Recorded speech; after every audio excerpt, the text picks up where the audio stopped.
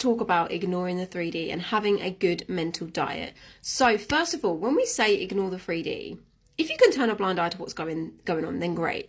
But it also doesn't matter if you see something you don't like or something unfavorable happens and you are aware of that and you're like, oh look, that fucking shit's happening over there. That doesn't mean you're not getting your manifestation, but just because you've noticed it, right?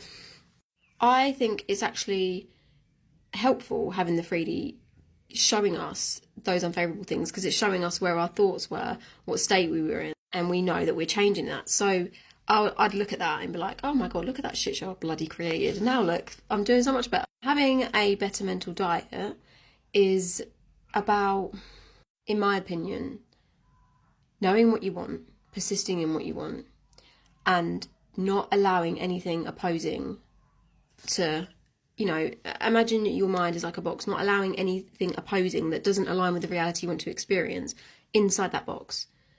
Because that doesn't mean like you can't, you know, if something's happening in your 3D and you're acknowledging it, blah, blah, blah, like whatever, it doesn't matter.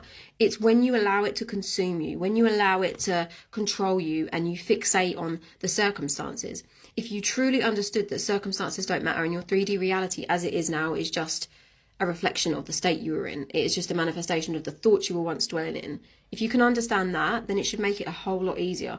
I promise you, what I do now, if I'm visualizing or affirming for something that I want, or I'm doing stuff around the house or working or whatever I need to be doing, and I notice myself starting to focus on circumstances, because my mind sometimes goes there with certain things, and I'll be aware of it. And I'm like, oh my God, I'm focusing on the circumstances. And I literally tell myself, like, the circumstances I'm focusing on are just this one reality out of infinite realities. I get to choose if I focus on these circumstances or if I focus on the reality that I want to experience. I get to decide.